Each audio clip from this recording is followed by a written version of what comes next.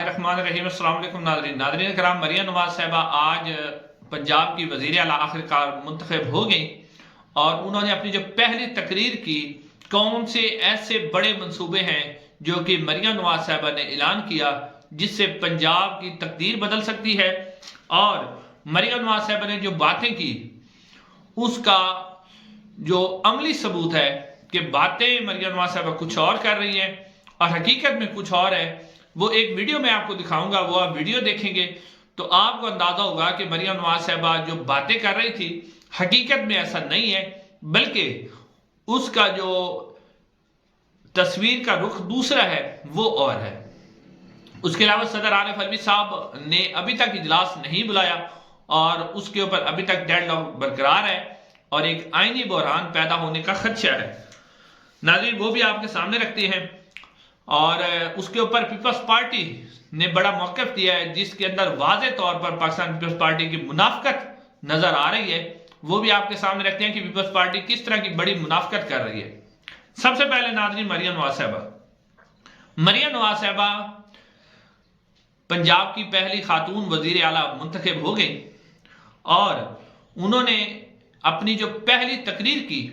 उस तकरीर के अहम मौजू जो है वो आपके सामने रखता हूं। नाज़रीन, मरियम नवाज साहिबा वज़ीर आला तो बन गई,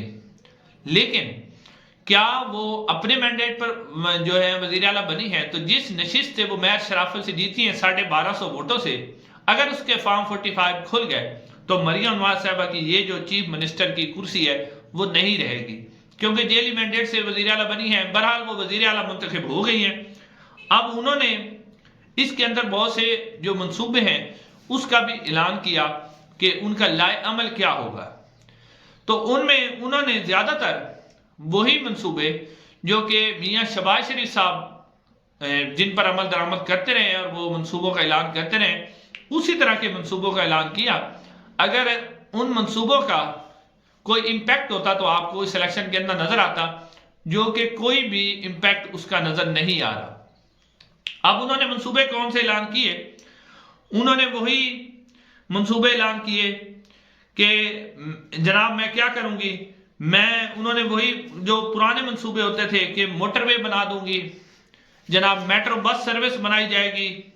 और मैं लैपटॉप दूंगी, जो है स्टूडेंट्स को लैपटॉप दिए जाएंगे और दाने स्कूल बनाए जाएंगे। यानी वही मंसूबे, सड़कें बनाई जाएंगी, वही मंसूबे जो शहबाज शरीफ साहब बनाते रहे हैं, उन्हीं मंसूबों का तकरीबन उन्होंने ऐलान किया। कोई भी नया मंसूबा जो है वो उसके अंदर है, कोई नया ऐसा एक उन्होंने बात की एयर एम्बुलेंस की कि हम एयर एम्बुलेंस जो है वो मुतारिफ करवा रहे हैं। हालांकि चलो ये भी अच्छा मंसूबा है, लेकिन इस वक्त पाकिस्तान की जो और पंजाब के खासतौर पर जो अवाम है उनकी जरूरत एयर एम्बुलेंस नहीं है, बल्कि उनका सबसे बड़ा मसला महंगाई है, जिसके ऊपर मरियम नवाज साहिबा ने ऐलान भी किया कि आज वो इसके ऊपर एक जो प्राइस कंट्रोल कमेटियां हैं उनका इजलास बनाएंगी। अगर मरियम नवाज साहिबा महंगाई के ऊपर कंट्रोल और कीमतों के ऊपर कंट्रोल लाने में कामयाब हो जाती हैं तो कुछ ना कुछ उनकी पार्टी को भी फायदा होगा, मुस्लिम नून को भी फायदा होगा। वरना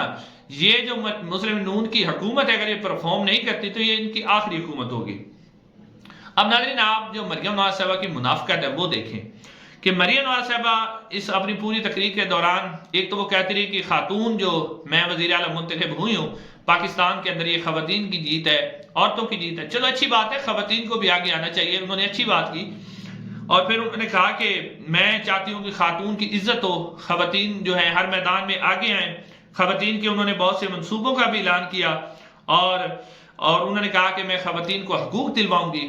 लेकिन अब एक तो मैं आपको एक वीडियो दिखाता हूं, वो आप देख लें, लेकिन उससे पहले नाज़रीन, मरियम नवाज साहिबा खातून के हवाले से बातें तो कर रही हैं कि मैं खवातीन की जो बड़ी इज्जत करती हूँ खातून। अब इसी ऐवान के अंदर उन्होंने ये बात नहीं की कि जो मेरी अपोजिशन पार्टी है उसमें खवातीन की खसूसी नशिस्तें क्यों नहीं दी गई।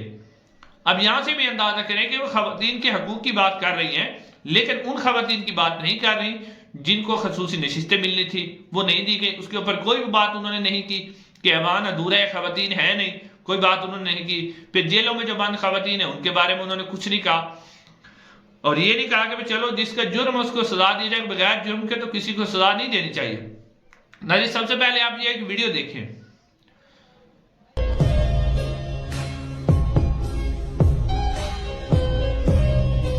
جی ناظرین، آپ نے اس ویڈیو کے اندر دیکھا کہ ایک خاتون ایم پی اے جو کہ مریم نواز صاحبہ کو ان کے وزیر اعلیٰ منتخب ہونے پر مبارکباد دے رہی ہیں، اور جو مریم نواز صاحبہ کہہ رہی تھی کہ میں خواتین کی بڑی عزت کروں گی، احترام کروں گی، آج اسی خاتون کا مریم نواز صاحبہ نے ان کے گلے بھی نہیں ملنے دیا اور ان کا ہاتھ پکڑ کر جھٹک دیا۔ اگر کہ کہیں میرے شاید کپڑے نہ خراب ہو جائیں یا کچھ اور نہ ہے، کیونکہ حمزہ شہباز شریف کا بارے میں بھی مشہور ہے کہ وہ بھی جب سلام کرتے تھے پورا ہاتھ نہیں دیتے، تھوڑا سا ہاتھ دیتے تھے۔ تو اب یہاں سے آپ اندازہ کریں کہ انہوں نے اس خاتون کا جھٹکا، اور یہ خاتون جو ہے یہ پاکستان تحریک انصاف چھوڑ کے آئی تھی، تو پھر لوٹوں کے ساتھ یہی سلوک ہوتا ہے جو ان کے ساتھ ہوا ہے۔ اب ناظرین، یہ جس طرح کی کنڈیشن میں اجلاس بلایا گیا کہ پوری پولیس کی نفری لگائی گئی اس کے اوپر، اور جناب D S P S P پوری نفری لگائی گئی، اور اپوزیشن کو اندر نہیں آنے دیا گیا، ان کے جو مد مقابل تھے ان کو روک لیا گیا، ان کی گاڑی کو روک لیا گیا۔ اس کے اوپر جو عظمہ بخاری صاحب ہے انہوں نے کہا ہے کہ مریم نواز ہماری ریڈ لائن ہے، یعنی ان کے بارے میں کوئی بات نہیں کی جائے گی۔ یعنی ناظرین، اس وقت پاکستان کے اندر اگر کسی کی عزت ہے اور کسی کی رسپیکٹ ہے، کوئی عزت کے قابل ہے، تو وہ صرف اور صرف شریف خاندان ہے یا مریم نواز صاحبہ ہیں، وہی خاتون ہیں انہی کی۔ بلکہ اب تو ایک اس طرح کا بھی قانون، توہین الیکشن کمیشن، پھر جناب توہین پارلیمنٹ، توہین عدالت، توہین آرمی چیف، اور اب توہین مریم نواز، یعنی یہ عظمہ بخاری صاحبہ نے کہا ہے کہ مریم نواز صاحبہ کی کوئی بھی توہین کرے گا تو ہم اس کو برداشت نہیں کریں گے۔ تو یہاں سے آپ اندازہ کریں کہ اس وقت صرف پاکستان کے اندر جو عزت ہے وہ صرف شریف خاندان کی خواتین کی ہے، یا شریف خاندان کی ہے، باقی جو ہے نا کسی کی کوئی عزت نہیں ہے۔ اب ناظرین آتے ہیں دوسرے معاملے کی طرف کہ پاکستان تحریک انصاف کو جو خصوصی نشستیں دینی تھی الیکشن کمیشن آف پاکستان نے، اس کے اوپر الیکشن کمیشن نے نہیں دی، تو جو صدر پاکستان ہے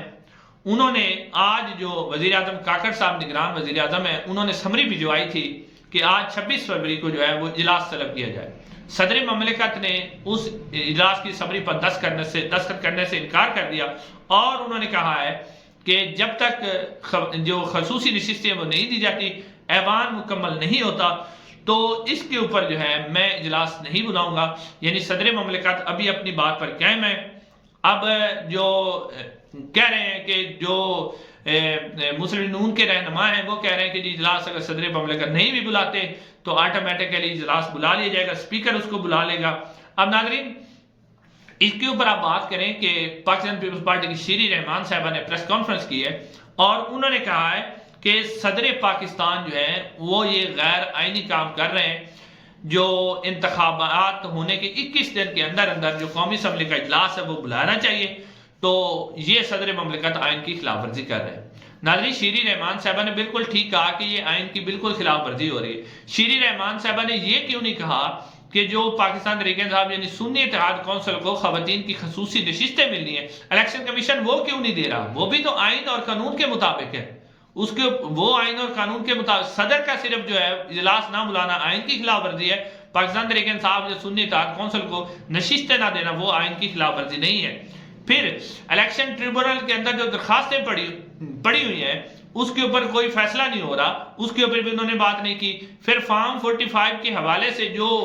اس وقت تحفظات ہیں، اور پھر الیکشن کمیشن آف پاکستان کی ذمہ داری تھی وہ 14 دن کے اندر فارم 45 اپنی ویب سائٹ پر اپلوڈ کرتا، انہوں نے ابھی تک اپلوڈ نہیں کیے۔ کیا یہ آئین اور قانون کی خلاف ورزی نہیں ہے؟ پھر سپریم کورٹ آف پاکستان میں یا قانون میں لکھا ہوا ہے کہ جب یہ اسمبلی کو برخاست ہوتی ہے تو 90 دن کے اندر پنجاب اور کے پی میں الیکشن ہونے تھے، وہ نہیں ہوئے، اس کے اوپر آئین کی خلاف ورزی